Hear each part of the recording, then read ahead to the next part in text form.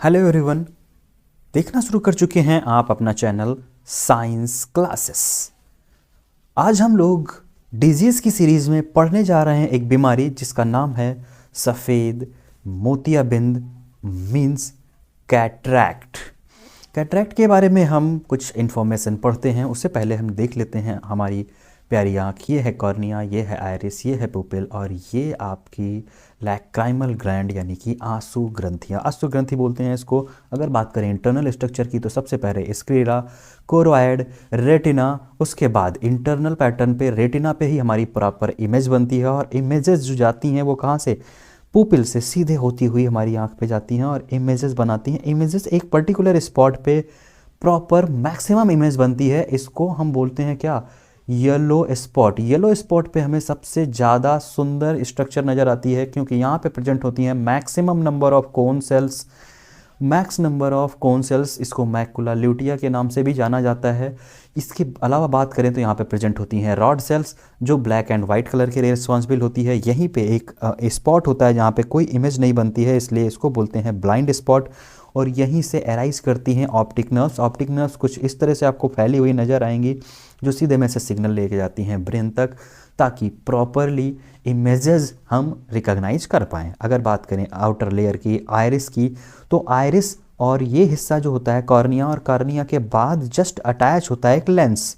Lens से और cornea के बीच में एक फ्लूइड प्रेजेंट होता है जो स्पेस होता है एक्वस चैम्बर, और जो फ्लूइड प्रेजेंट होता है इसको एक्वस ह्यूमर बोलते हैं। ये नरिशमेंट प्रोवाइड करता है। अंदर वाले हिस्से में प्रेजेंट होता है विट्रियस चैम्बर और विट्रियस ह्यूमर। इसका फ्लूइड मटेरियल होता है जो इसकी टर्जिडिटी को मेंटेन रखता है, यानी कि आईबाल के शेप को मेंटेन रखता है।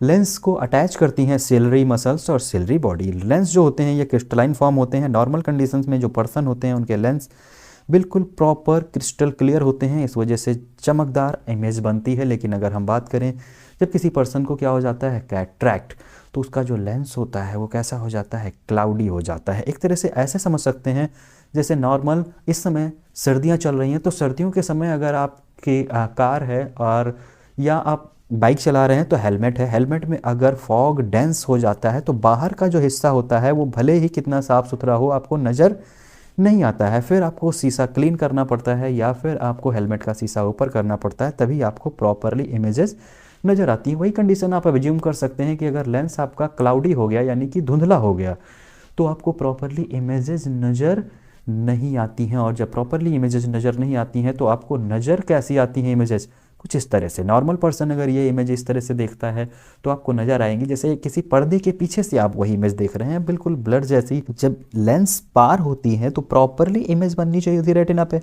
लेकिन जब आपका क्लाउडी लेंस है तो कई सारे हिस्से होंगे, इसके टुकड़े होंगे, और जब ये कई सारे टुकड़े होंगे तो यहाँ से क्या होती हैं, मल्टीपल रेजेस निकलती हैं। इसी वजह से ये धुंधला नज़र आता है। और ये होता क्यों है, क्योंकि यहाँ पे बहुत सारी प्रोटीन्स जो होती हैं वो आके डिपॉजिट कर जाती हैं। अब मल्टीपल प्रोटीन्स डिपॉजिशन की वजह से ये लेंस आपका कैसा हो जाता है, क्लाउडी हो जाता है, धुंधला हो जाता है। अगर हम काजेस की बात करें तो कई सारी मल्टीपल बीमारियां, जैसे अगर हम बात करें बीमारियों की तो आपको नॉर्मल पैटर्न पे जैसे डायबिटीज़ है या किसी तरह का कोई इंटरनल इन्फेक्शन है, इस तरह से कुछ बीमारियों की वजह से ये काजेस हो सकते हैं। इसके अलावा जेनेटिकली यानी कि माँ बाप से बच्चों में ये ट्रांसमिट होते हैं। इसके अलावा एज की बात करें तो ये 60 ईयर्स के जो ड्यूरेशंस के लोग होते हैं ज़्यादातर उनमें देखने को मिलता है। अल्ट्रा वायलेट रेज की वजह से भी कैटरैक्ट नाम की डिजीज़ हो जाती है। अगर सिम्टम्स की बात करें, लक्षणों की, तो आंखों में खुजली, आंसू और हेडेक यानी कि सर दर्द इसका मेन लक्षण होता है। अगर धुंधलापन आपको कुछ इस तरह से तस्वीरें नज़र आ रही हैं जो नॉर्मल पर्सन देख पाता है, उसके बजाय आपको धुंधली धुंधली तस्वीरें नज़र आने लगें, उसके अलावा ये लक्षण नज़र आने लगे, बेहतर होगा शुरुआत में ही आप डॉक्टर से संपर्क कर लें और इसका प्रॉपर पैटर्न पे जांच करवा लें। और अगर पॉसिबल हो तो इसका जो भी उपाय है जो डॉक्टर्स के थ्रू सलाह दिया जाए, जैसे कि अगर हम बात करें इनके उपाय में, तो इसके उपाय में इकलौता उपाय है सर्जरी। जैसे अभी हम दूर दृष्टि दोष, निकट दृष्टि दोष या एस्टिग्मेटिज्म में पढ़ रहे थे कि नॉर्मल हम चश्मा लेते हैं और चश्मे से कुछ बीमारियां दूर की जा सकती हैं, लेकिन इनके साथ ऐसा नहीं होगा। मिनिमम सर्जरी रिक्वायर्ड होगी। अगर किसी पर्सन को दोनों आँखों में एक साथ सर्जरी हो जाती है तो दोनों आँखों की सर्जरी कभी एक साथ परफॉर्म नहीं की जाती है। पहले एक आँख की सर्जरी की जाएगी और जब ये आँख प्रॉपर फंक्शनेट हो जाएगी, प्यारी सी दिखने लगेगी, तब दूसरी आँख का यहाँ पे ऑपरेशन किया जाता है। अर्ली एज में ऑपरेशन कराने का फ़ायदा ये होता है कि ये जो मोतियाबिंद होती है ये पकती नहीं है। पकना मतलब मैच्योर होना, और जब ये रिजिड और मैच्योर हो जाती है तो इसकी सर्जरी टफ हो जाती है। तो कुछ कॉन्सिक्वेंसेस देखने को मिल सकते हैं, नुकसान हो सकते हैं, तो उनसे बचने के लिए हम स्टार्ट एज में ही अगर ऑपरेशन करा लें तो ज़्यादा बेहतर होगा। दो मेथड हम मेनली यहाँ पे डिस्कस करेंगे। एक होता है जनरल सर्जरी मेथड और एक मेथड हम पढ़ेंगे फेको मेथड। दो मेथड, इसके अलावा भी अभी आजकल के दिनों में बहुत सारे मेथड्स यूज किए जाने लगे हैं। जनरल सर्जरी मेथड में करते क्या हैं, हम नॉर्मल आँख इसको पैक करते हैं और ये वाला जो हिस्सा है आयरिस का, इस पर हम एक चीरा लगाते हैं। चीरा लगाने के बाद ऊपर का हिस्सा हम फोल्ड करते हैं और फोल्ड करके जो पुराना लेंस होता है उसको बाहर निकाल लेते हैं इस तरह से, और फिर नया लेंस इसमें हम अंदर डाल के इसको फ्लैट कर देते हैं। और फ्लैट करने के बाद ये पील अप जो कवर था इसको बंद करके यहाँ पे शटर लगा देते हैं, गेट बंद कर देते हैं। तो ये कुछ मेथड यूज किए जाते हैं जनरल पैटर्न पे। यही कंडीशन है, स्टेप्स यहाँ पे मेंशन किए गए हैं, आप स्क्रीनशॉट लेके भी रख सकते हैं। यही कंडीशन है, यहाँ पे चीरा लगते हैं और फिर चीरा करके फोल्ड करके पुराना लेंस निकाल लिया जाता है। नया लेंस जो फोल्डेड पैटर्न पे होता है इसको डाल के फ्लैट कर दिया जाता है और फिर इसको क्लोज कर दिया जाता है। इसके अलावा अगर हम बात करें फेको मेथड में, तो फेको मेथड में मेनली यूज की जाती है एक मुड़ी हुई सुई या निडल।